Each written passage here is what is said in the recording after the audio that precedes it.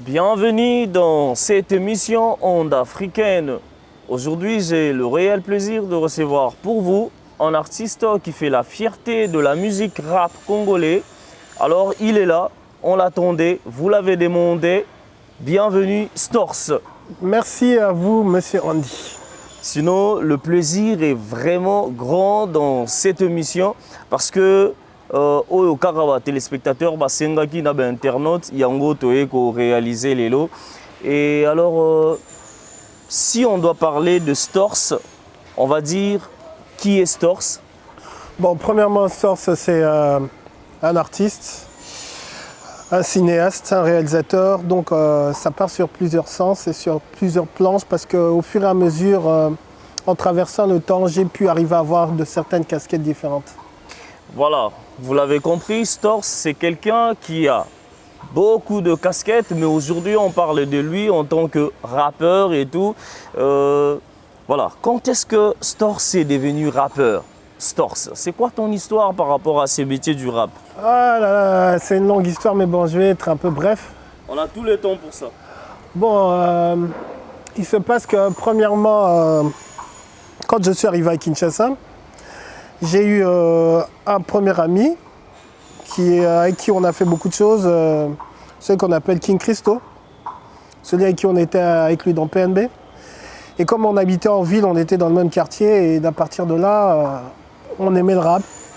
On aimait du MC Solar, on aimait ceux qui, bon, Benebi, tout ce Africa Bombata et tout, bon, à l'époque tout ce qui est vraiment vieux. Et après on s'est dit pourquoi on n'en faisait pas. Bon, ça n'a pas été facile, mais après on s'est battu, on a commencé à écrire nos textes. Il y avait les Street Son, il y avait les Yannick MC, il y avait beaucoup de gens. Il y avait Fatima déjà qui était déjà dans le pas. Et comme on habitait vraiment pas loin, parce qu'ils étaient du côté du terrain de golf, nous on était du côté du Memlink. Donc ce qui voulait dire que, à part ces personnes, le cercle était vraiment très restreint. Donc ce qui veut dire qu'on s'est juste mis, on s'est entendu et on a travaillé en sorte pour qu'on arrive à faire les choses. Voilà, par ça, il a bel et bien dit que le cercle était restreint et il y a des questions qui se posent. Le parcours de Storz. Aujourd'hui, Storz est là, on parle de lui, mais nous voulons savoir son parcours. Il vient d'où et d'où se retrouve-t-il en ces moments? Son parcours. Bon, en termes de parcours, je peux dire comme ça qu'il a été quand même long parce que je peux dire que ça peut faire plus de 21 ans de carrière, 22 ans pour arriver de dire, mélange entre musique, cinéma et autres. Parce que le cinéma, je ne suis pas vraiment... je n'ai pas fait vraiment beaucoup d'années à l'intérieur. Je peux dire que je suis à ma 6e à 5e année. Mais tout le reste, c'était un mélange de musique, de performance, de recherche. Et à certains moments, comme on peut dire, il y a aussi eu des breaks. Il y a aussi des moments où on est resté calme parce qu'à part la musique, il y avait aussi autre chose à faire. À part ça, Storz aussi a une vie privée. Donc, ce qui voulait dire que j'étais obligé de jouer sur les deux tableaux. Et donc ce qui veut dire que, pour être un peu plus dans les détails, en termes musicaux, ça a quand même donné ses fruits. Il y a eu de certaines choses qui ont été faites. On a pu voyager beaucoup de fois, livrer des concerts, des spectacles dans presque toute l'Afrique, dans une certaine partie de l'Europe. Et non seulement ça, les connexions, les gens et... je peux dire que c'est tout un monde que j'ai pu arriver à créer grâce à la musique. Voilà, Storz a travaillé dans beaucoup de projets, Storz a réalisé pas mal de choses, il venait de l'expliquer tout à l'heure. Alors Storz, une nouvelle paix, ça te dit quoi? Une nouvelle paix, normalement, c'est un projet qui a été conçu par Madou et Fofo, qu'ils étaient dans Negro avec Tonton Jack et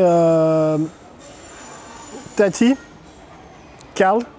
Donc ce sont des personnes en qui il y avait vraiment un grand respect parce que c'était des personnes qui étaient non seulement dans le mouvement mais qui étaient arrangeurs. Et ce sont ces personnes-là qui ont vraiment aidé beaucoup d'artistes pour arriver à avoir des bons sons de bonne qualité à cette époque-là, qui est quelque chose qui était très rare. Et c'est un projet qui est leur. Et comme vu qu'on était dans leur estime et parmi les personnes qui faisaient du bon travail, on a été les premiers contactés pour arriver à participer à ce projet qui était un projet pour réveiller les consciences, vu que notre pays était touché de plusieurs fléaux, la guerre, la faim, les déprobations de bonnes mœurs et toutes les choses qui partaient dans ce sens-là. Alors, ça a été une grande aventure. Ce qui m'a fait le plus plaisir, que c'est une chanson qui a vraiment marqué son époque jusqu'à aujourd'hui, parce qu'elle devient vraiment référence. Et jusqu'aujourd'hui, en termes de solidarité entre jeunes et groupes, il n'y a personne qui a fait mieux. Donc, en tout cas, je peux dire que c'est un coup de maître, c'est un bon chef-d'œuvre. Voilà, puisque nous parlons de cette chanson, Une nouvelle paix, qui a su régler ou conscientiser une partie de la population, jouer d'exemple à d'autres personnes. Et alors, il y a téléspectateurs et internautes qui se posent des questions. Une nouvelle paix, oui, on a vu beaucoup d'interventions. Voilà, Storz a occupé quelle partie ou carrément le vocal de Storz dans Une nouvelle paix. Si on peut profiter de cette occasion pour connaître, bien sûr, Ozon Sabiso à l'époque, ah voilà, cette partie c'était Storz qui l'avait posée. Notre blague future, faut pas cracher dessus, blague frère, faut s'en faire, faut éviter des trucs tragiques, des gosses militaires. Évitons que le grabuge batte son plein, en étant qu'à la RDC grimpera sur un tremplin. Donc moi, c'était ma partie. Si je me rappelle bien, je viens après King Christo. Et après, il y a moi, après, il y a Lexus Légal, et après, encore d'autres personnes. Donc, c'est vraiment une chanson qui arrive vraiment à faire rejaillir des très bons souvenirs. Parce qu'à l'époque, vraiment, c'était un mouvement qui arrivait vraiment à comprendre le vrai sens des choses, quoi. Voilà, on va continuer sur ce point. On parlait de la chanson Une nouvelle paix et tout. Voilà, il y a encore une autre question. C'était quoi l'objectif? L'objectif, c'était de conscientiser, donner de l'espoir. Est-ce qu'aujourd'hui, Storz s'est dit que la chanson a pu jouer un rôle ou la chanson a raté son objectif? Bon, on va partir sur une base de 50-50. L'objectif, normalement, a été atteint, mais la portée n'a pas été vraiment touchée. Donc, ce qui veut dire que, tout d'abord, le clip de cette chanson a été réalisé pour arriver à montrer, tout d'abord, qu'il y avait de l'unité. Tout d'abord, c'est que le hip-hop a pu arriver à créer cette unité et cet amour, parce qu'à un certain moment, il y avait une guerre de journalistes. Mais ce qui se passe, dans ce clip-là, il y a eu des gros poids lourds de la presse qui ont pu mettre leur ego de côté pour arriver à plaider pour une cause qui est nôtre. Parce que militaires, politiciens, sportifs, journalistes, malgré ce facteur-là, tous on est congolais. Alors quand on a un problème, il faut arriver tout d'abord à mettre tous ces points de côté, toutes ces choses en se disant non, mettons notre ego de côté pour arriver à régler nos problèmes. Parce que quand nos frères et nos sœurs meurent, ce ne sont pas des étrangers, ce sont des Congolais qui ont le même sang que toi, qui vivent dans le même pays, un pays qui a été laissé par nos ancêtres et que nous avons la responsabilité de le protéger et de promouvoir pour que ce pays rayonne encore plus fort qu'avant. Alors, comment Storz définit le rappeur hardcore et le rappeur engagé? Que devons-nous comprendre par rapport à ces deux appellations-là? Qui est un rappeur engagé et qui est un rappeur hardcore? Un rappeur hardcore, je peux dire que c'est basé sur dire les choses que les gens se cachent pour dire, mais la personne arrive à le dire à la vue de tout le monde, sans geste d'hypocrisie, sans de mauvaise modestie. C'est une personne crue. Un rappeur engagé, c'est une personne qui arrive à prendre les problèmes du peuple et arriver à militer pour. Donc ce qui veut dire on peut être hardcore sans être militant, et il y en a beaucoup, comme les rappeurs du game. Et où se retrouve Storz? Il est dans l'hardcore ou il est dans... Moi je peux dire que moi personnellement, je peux dire que j'ai beaucoup fait du hardcore, À certains moments, je suis aussi conscientiseur. Et je peux dire que je suis vraiment sur la frontière des deux. Parce que je fais un mélange des deux. Parce que le rap commercial, oui, mais si on regarde bien le rap commercial, toujours une vraie partie hardcore. Bien qu'il peut être commercial, bien que le rythme soit vraiment emballant ou dansant, mais si on regarde même bien, parce que les personnes qui étaient vraiment nos exemples, c'était plutôt le rap US. Et même les personnes qui font du rap très commercial, normalement aux États-Unis, ont toujours une petite partie hardcore, mais ça dépend, surtout avec la nouvelle vague, avec la vague du chant. Donc ce qui veut dire que ça change aussi, mais même en étant chanteur, on peut être aussi hardcore. Donc c'est juste un état d'esprit. Voilà, chers téléspectateurs et internautes, je vous signale que Storz n'est pas né de la nouvelle pluie. C'est une voix, c'est un rappeur qui a pu satisfaire nombre de personnes, qui a su démontrer son talent. Et aujourd'hui, Storz, si on doit poser une question, on dira que le rap congolais a-t-il un rôle très important dans la société ? Comme tout vecteur de message, la musique et le rap a un très grand rôle. Bon, il y a de certaines personnes qui ont sous-estimé ce mouvement-là. Parce que franchement, pour arriver à bien dire les choses, c'est ce mouvement-là qui arrive maintenant à canaliser toutes les énergies. Parce que c'est à partir de cela que le nouvel habillement, que ça soit avant c'était Kitendi, Griff, mais maintenant les gens ont compris que le rap, c'est une culture urbaine, une culture de la rue. Et la rue, forcément, la rue a deux pôles. Il y a le mauvais et il y a le bon côté. Comme dans toute structure. Tu vois ? Et d'un certain côté de la rue, il y a le bon côté. Comment tu dois être, comment tu dois arriver à marcher, comment tu dois respecter tes frères. Que c'est dans la rue, dans le vrai code de la rue, c'est là où tu dois respecter les aînés. C'est là où tu dois arriver toujours à ne compter que sur toi. Mais la rue aussi a le mauvais côté aussi, là où il y a le banditisme, il y a l'escroquerie, il y a les agressions. Donc ce qui veut dire que c'est subdimensionné. Il y a le bon côté et il y a le mauvais côté. Et si on arrive à repartir sur la base claire, qui est de dire que personnellement, la musique comme telle est un grand vecteur, c'est parce qu'elle influence toute la nouvelle jeunesse, toute la nouvelle vague. Vous voyez ? Donc ce qui veut dire que, comme à certains moments, c'était nous, nos chansons, c'était les personnes qui aujourd'hui sont devenues cadres, c'était des potes avec qui on se voyait, même des gens qu'on ne connaissait pas, qui faisaient nos rap et qui commençaient à dire que non, dans cette chanson, j'ai aimé ce que tu dis. Donc ce qui veut dire que les rappeurs actuels et même les chanteurs ont un grand rôle. Parce que forcément, c'est pas d'éduquer, mais c'est juste de montrer le bon exemple. Ouais, parce que forcément, c'est pas la personne qui donne les bons conseils qui applique ces mêmes conseils aussi. Il faut aussi arriver à le savoir. Donc, en partant sur cette base-là, la musique a un très grand impact sur la jeunesse. Parce que tous les rythmes musicaux, toutes les choses qui sont chantées dans les chansons, si tu regardes bien, maintenant que tout le monde a des téléphones, vous voyez les répercussions avec les vidéos, les challenges, les vidéos des prabrantes, tout ça. Mais c'est lié au message qu'ils écoutent. Je sais qu'il y a beaucoup de choses à dire sur notre musique, mais il y a encore des questions qui ne cessent de pleuvoir. Et puisque à un moment, tu as parlé d'hier et tu as parlé d'aujourd'hui. Quelle est cette différence que tu fais entre le rappeur de ton époque et le rappeur d'aujourd'hui? Parce que Storz n'est pas né de la pluie actuelle. C'est-à-dire on doit bien souligner là-dessus. Mais en tant qu'analyste, en tant qu'observateur, quelle est cette différence que fait Storz par rapport au rappeur d'hier et au rappeur d'aujourd'hui? Bon, excusez-moi. La différence, elle est flagrante.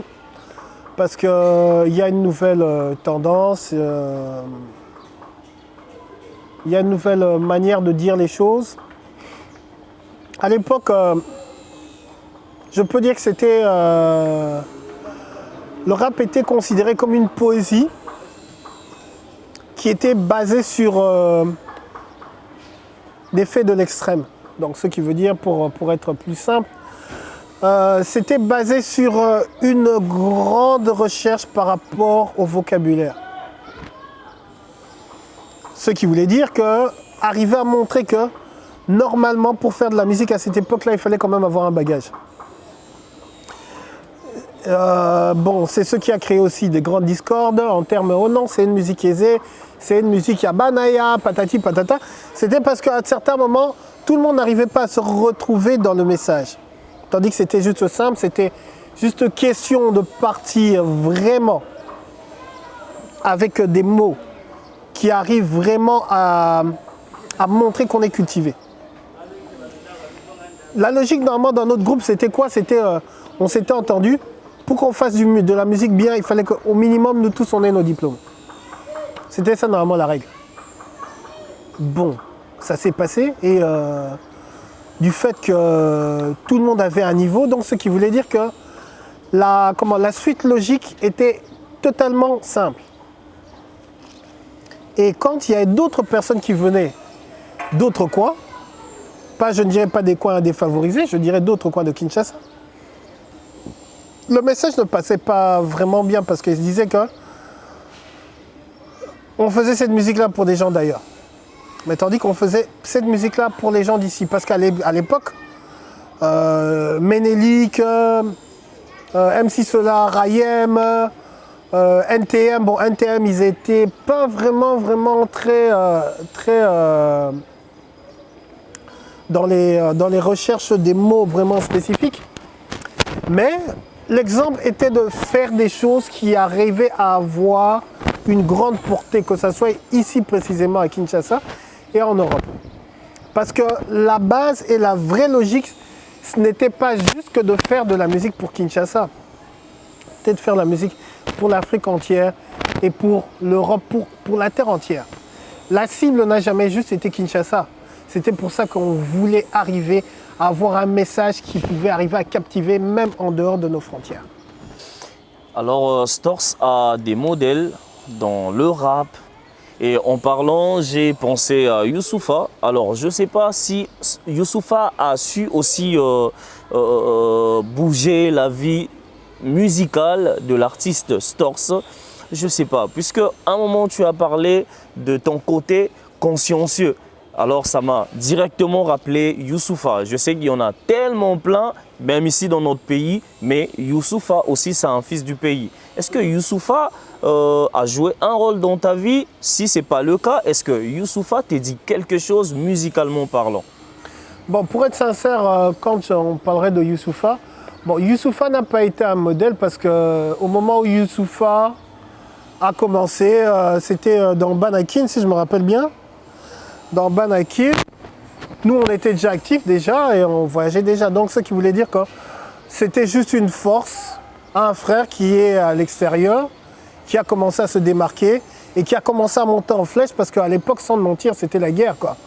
C'était, on le sentait d'à partir d'ici Kinshasa, mais on voulait toujours que ça soit un des nôtres qui soit le meilleur là-bas, quoi, tu vois.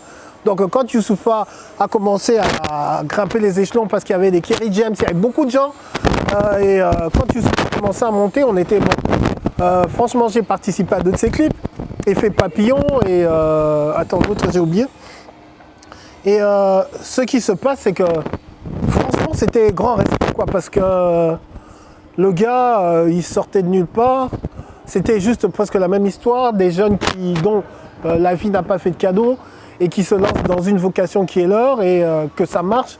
En tout cas, ça a été vraiment, comment je peux dire, ça a été vraiment quelque chose de bon qu'on a arrivé à recevoir dans le milieu et surtout personnellement par rapport à nous. Il y a beaucoup de sons à lui que j'écoutais en boucle ces époques. J'aimais bien cette thématique, sa manière d'écrire et surtout son approche parce que qu'est-ce qui se passe? La différence entre les rappeurs, c'est juste l'approche de quelle figure de style il utilise pour arriver à te parler. Donc ce qui veut dire qu'il y a des messages qui sont très terre à terre, il y a des messages qui sont ciblés, il y a des messages qui sont pris à la troisième personne dont tu peux directement te projeter dans le contexte ou projeter de certains proches ou carrément arriver à voir une situation que tu vis mais qui est racontée sous d'autres textures. Donc c'est juste ça que je dis, la différence entre autres, comment les personnes qui écrivent. Tout le monde peut écrire un texte de rap, mais la profondeur, quel thème il utilise, de quelle forme, comment il veut te faire comprendre en tant que la victime, en tant que spectateur ou en tant que personne qui s'interpelle par rapport au message qu'il est en train d'écouter. Donc Youssoupha a cette caractéristique qui arrive à te faire comprendre, à te faire voir les choses par rapport à son écriture en voyant ce que tu peux faire, ce que tu peux dire et quelles sont les conséquences. Un peu du Kerry James mais fait d'une autre manière parce que ça franchement c'est vraiment un beau cas. Donc fierté, elle vient à nous quoi, tu vois. Voilà, le Congo est réputé par sa musique, la musique rumba.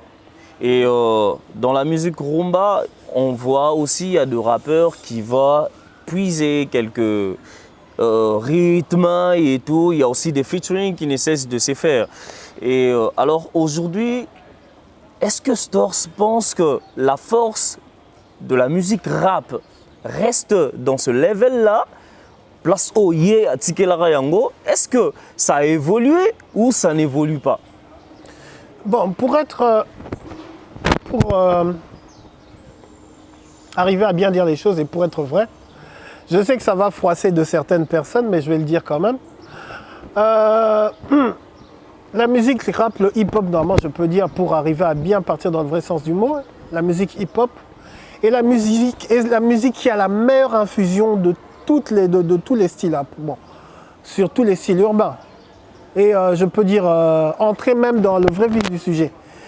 La musique hip-hop arrive à faire une infusion avec tous les rythmes, que ce soit du classique, que ce soit du traditionnel, que ça, le hip-hop il est non-stop. À un certain moment, le hip-hop, c'était le zouk qui essayait de bloquer. Mais le zouk est resté sur la même connotation, mais le rap ne fait qu'avancer. Parce que le rap, on peut le mélanger à tout. Ah, la musique, non. Ce qui veut dire, c'est une entité uniforme. Elle peut arriver à s'adapter à tout. Vous voyez? Donc, une musique, elle devient originale quand on arrive à prendre des sonorités, des patrimoines de notre musique. Donc, ce qui veut dire que c'est même la force. C'est même la force. C'est comme j'étais sur des réseaux sociaux et il y a un frère africain. J'en ai déjà vu 3 déjà. Il y a 2 garçons et une fille. Ils disent, mais vous les frères congolais, mais c'est quoi votre problème? Pourquoi vous chantez toujours en lingala? Parce que on n'entend jamais rien de ce que vous disiez, mais la musique fait danser. Nous aussi, on veut savoir ce que ça veut dire. Et bon, moi, dans un des messages, après, j'ai répondu, le lingala, c'est comme l'anglais. Juste une seule chose, du fait tellement que la vibe, elle est bonne et ça se marie bien au rythme, tu danses sans même savoir sur quoi tu bouges. C'est comme les chansons américaines, il y a d'autres qui rentrent dans des boîtes, la chanson fait succès, tu sais même pas ce qu'il dit, mais tu bouges tellement que la vibe, elle est bonne. Le lingala aussi, pareil. C'était une langue qui a été sous-estimée, mais aujourd'hui qui commence à faire ses preuves. Il y a même un frère, le frère Fali, il dit comme ça que c'est la langue la plus belle du monde. Normalement, on a le droit de le dire, parce qu'il y aura beaucoup d'autres qui vont dire « Oh, mais qu'est-ce qu'ils croient, qu'est-ce qu'ils veulent montrer ?» Mais normalement, on a le droit, parce que c'est notre langue, on se sent à l'aise dans notre langue. On peut, que ça soit la diaspora qui est en Europe, même dans les milieux publics, ils ne se gênent pas de parler cette langue, parce qu'elle est belle, elle est éloquente, et c'est une langue facile, c'est une langue marrante, c'est une langue, comment je peux dire, c'est une langue du divertissement. Le Congolais, c'est une personne, c'est normalement des showmen à la base, donc ce qui veut dire se faire remarquer en parlant lingala, ça ne les gêne pas parce qu'on a une belle langue et on en est fiers. On ne se gêne pas parce que nous sommes Congolais, nous sommes fiers de notre langue. Vous l'avez bien compris que nous avons affaire à un rappeur qui aime bien ce qu'il fait, un rappeur qui a son cerveau bien en place et non un rappeur qui a le mélange de ce que vous savez. Alors Storz, si on doit parler de toi, on doit dire Storz nous ramène quelle nouvelle? Parce qu'on a parlé de la jeunesse, on a parlé de l'analyse et puis actuellement on doit parler de ce que tu as comme nouvelle. On doit s'y attendre à quoi? On doit se dire Storz prépare quoi? Storz a mis fin à sa carrière. Qu'est-ce qu'on doit penser de Storz? Bon, tout d'abord, pour arriver à dire comme j'ai dit au début, pour l'instant, j'ai plusieurs casquettes. Je suis acteur, je suis réalisateur et je suis en train de préparer de certaines choses qui vont bientôt être mises à la découverte du public. Et je travaille aussi sur un EP de 6 titres. Et d'à partir de cela, comme il y aura même un petit flash qui va passer sur l'émission pour arriver à montrer la série que j'ai produite qui s'appelle Imprévisible. C'est une série qui s'est tournée ici précisément à Kinshasa avec nos moyens et autres, avec des acteurs très talentueux. Et à part ça, comme je disais, il y a aussi un long métrage que j'ai réalisé, de certains courts métrages qui sont aussi réalisés aussi. Et mon premier long métrage sera très bientôt en avant-première à Wallonie-Bruxelles. Je suis sur les démarches et on est déjà dans le bon. Donc il y a beaucoup de choses, vu que personnellement les champs d'activité sont repartis de gauche et à droite. Mais il y a beaucoup de choses qui vont être proposées d'ici la fin de cette année. Voilà, nous allons souffler un peu pour suivre cet élément et nous allons revenir après.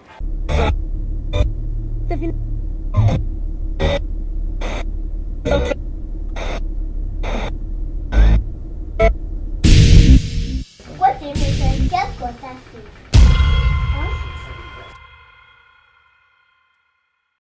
Regarde, c'est strictement impossible que je sorte de la maison, même que je démarre ma voiture. Yo ba osala Sonia maman na Sonia famille mutu ne sala te ba luka mbongo te.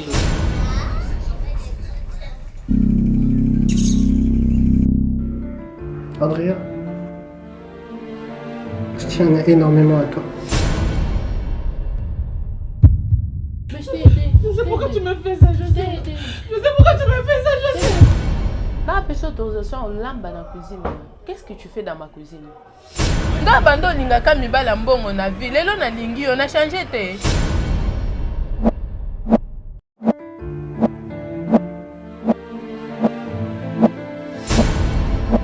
Uka ma problème nyonso tu ya mabene eko buka yango na kombo na Yesu.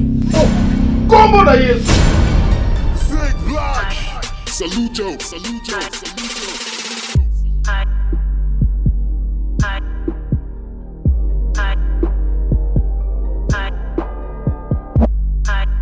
Voilà, Storso, on a suivi, bravo. Mais le message dans l'imprévisible, l'extrait qu'on vient de suivre là, c'est quoi le message lancé dans ce film-là? Bon, tout d'abord, pour arriver à rectifier, c'est une série de 7 épisodes, et dont chaque épisode dure 30 minutes. C'est une histoire basée sur la jalousie entre sœurs. Et ce que nos frères vivent ces derniers temps dans leur foyer. Et ça a été plutôt basé sur ces faits-là parce qu'il y a beaucoup de gens, et surtout en se disant que la femme est très victimisée ces derniers temps, tandis que la femme sur le marché a augmenté gravement et que l'homme maintenant a perdu de certaines valeurs. Alors c'est un peu sur ce chemin que je suis parti. C'est vraiment très attrayant. On s'est vraiment battu pour arriver à donner la qualité que vous avez vue. Et à partir de cela, c'est vraiment basé sur cela. Et on a l'impression de parler de Storz en tant que cinéaste moins rappeur. Qu'est-ce qui serait à la base? Est-ce que, à la base, j'allais dire, est-ce que Storz s'est dit prêt à jeter l'éponge ou comment? Non, c'était juste qu'à de certains moments, vu que, comme je dis, les choses doivent se faire en ordre chronologique. Normalement, la suite logique d'un musicien, c'est le cinéma. Et vu que dans la musique, on raconte, on énonce, on donne des exemples. Mais dans le cinéma, directement, on ne raconte pas, on le joue. Et les gens le vivent à travers les images. Donc ce qui veut dire que les chansons sont comme des contes. Mais le cinéma, directement, arrive à montrer l'exemple le plus simple. Et surtout du fait que les artistes musiciens en ont tellement à dire. Alors quand ça part dans le cinéma, c'est plus simple. L'imprévisible part de la femme. Quelle est la place de la femme dans la vie de Storz? Oui, moi je le dirais. Parce que j'ai une mère, j'ai des sœurs. Mais sincèrement parlant, quelle est la place de la femme dans la vie de Storz? Oh, la femme, elle a une grosse place. Hein, parce que comme tu l'as dit, on a nos mères, on a nos sœurs, on a nos amis, on a nos cousines. On a des chéris, il y a d'autres qui ont des femmes. Donc à partir de cela, on arrive à comprendre que ce sont des êtres qui prennent une grande place, qu'on le veuille ou qu'on ne le veuille pas. Elles prennent des grandes places et c'est juste arriver à harmoniser les choses en se disant que bien que les personnes sont dans nos vies, mais ne pas aussi cesser de vivre, ne pas cesser de vouloir être performant, ne pas cesser d'arrêter de chercher à faire des grandes choses juste parce qu'on est accompagné. Voilà, Storz, nous te disons merci d'être passé à l'émission, mais on ne peut pas finir sans pour autant passer à notre rubrique. Dans l'émission Onde Africaine, nous avons une rubrique que moi j'appelle bon ou mauvais. Et cela te demande juste, toi, l'invité, l'artiste, celui qui fait le même métier que ceux, je dois citer les noms ici, d'être juste sincère. Tu diras juste bon ou mauvais, mais à condition d'être sincère. Et alors, je vais te citer quelques noms. Et il y a quelqu'un qui vient de me souffler là, Lexus Légal. Bon ou mauvais. C'est-à-dire, ma réponse les a bon. Maintenant, il faut arriver à dire bon par rapport à quoi? Musicalement parlant. On est dans la musique. Le nom, c'est, tu as commencé par Lexus? Lexus Légal. Ouais, bon. Et on m'a parlé de Anambi. Bon. Et on m'a parlé de Innocent Baloumé. Bon. Et on m'a parlé aussi de Gaz Fabulous. Bon. Et il y a Marshall Dixon. Bon. Et il y a Ampère. Bon. Et il y a Fatima Seya. Bon. Et pourquoi est-ce que tous ces noms-là seraient bons? Est-ce que c'est parce qu'ils ont fait la fierté de la musique, ou parce qu'ils continuent à faire la fierté de la musique, ou parce que tu ne veux pas de polémique? Non, non, moi personnellement, je vais te dire une vérité. Moi, si c'est mauvais, je dis c'est mauvais. Parce que Storz a koufi déjà, bango, non, là n'est pas la question. Non, là n'est pas la question. C'est, je peux juste arriver. J'ai dit bon parce que ils sont tous dans une discipline qui est différente. C'est par rapport à quelque chose que je peux dire bon ou mauvais. Mais du fait déjà qu'ils arrivent à innover, ils ont fait leur preuve devant le public. Donc ce qui veut dire qu'à ce moment-là, si je dis que c'est mauvais par rapport à quoi? Donc du fait déjà qu'ils ont pu arriver à avoir un public qui les suit, c'est bon. Mais c'est maintenant par rapport à de certaines choses, quand on parle plus dans les détails. Là, à ce moment-là, je peux dire... Quelle chose, parce que, chers téléspectateurs, tu bimis dans la rubrique Nabiso, Storz a bimis Nabiso, moi, deux choses pour clore notre émission. Donc comme j'étais en train de dire, je disais que quand je dis bon et mauvais, c'est par rapport à de certaines, par exemple le message, la manière d'écrire, les rythmiques. On peut partir surtout sur la thématique, et parce que c'est ça vraiment le poids, parce qu'il y a beaucoup de gens, surtout de la diaspora, qui disent mais oh non, mais vous êtes des rappeurs, vous devez parler des choses, vous devez dire les choses. Bon, ce qu'il y a de bien, c'est que les gens qui sont à l'extérieur, en tout cas, je vous respecte beaucoup, mais sont des grands donneurs de leçons, mais tandis qu'eux-mêmes, ils ne font rien du tout. Parce qu'eux, ils sont là-bas, ils sont dans des bonnes conditions, mais nous qui vivons ces situations, c'est à nous-mêmes d'en parler vraiment avec plus de vigueur. On le fait. Comme par exemple le groupe Ampère, ils ont fait une chanson qui a vraiment arrivé à faire les choses. S'il te plaît, on peut faire ça directement avec tes salutations, puisque nous courons derrière le temps et tout. Ils ont fait une chanson Ninitosalité. Mais quand on arrive à voir la chanson, tout le monde arrive à comprendre, parce que ce sont nos réalités. Il y a de certains frères, par exemple, on est à l'arrêt, on voit des jeunes en uniforme me demander grand frère, s'il vous plaît, est-ce que vous pouvez pas nous ajouter 500 francs pour le transport? On le voit chaque jour. Personnellement, quand il y a des frères et des amis qui sont partis chercher du travail, et qu'au retour, ils te disent que papa, j'ai fait une distance impossible en marchant pour rentrer. J'ai essayé de demander à personne qui m'a donné. Ce sont nos réalités.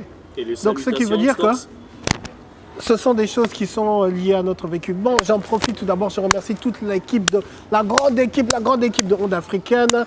Je passe par Christian, à Bédi, le monsieur la caméra, à toi papa Andy, et à toutes les gens qui font la magie pour la réussite de cette émission.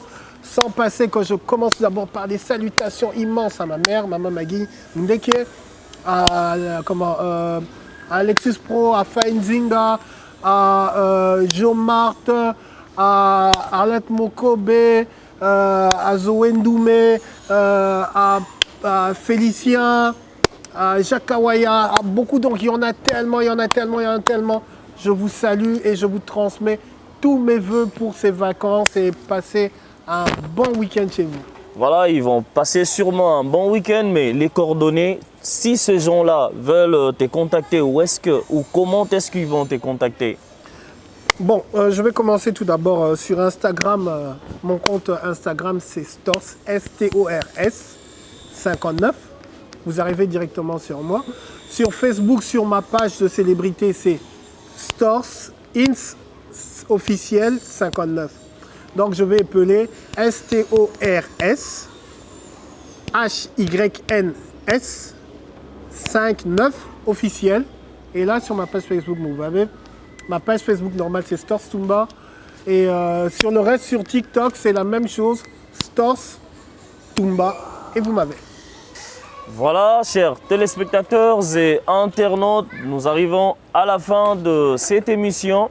Moi, je vous donne programme au prochain numéro. N'hésitez pas de continuer de suivre nos émissions et de vous abonner. Merci. Ciao, ciao.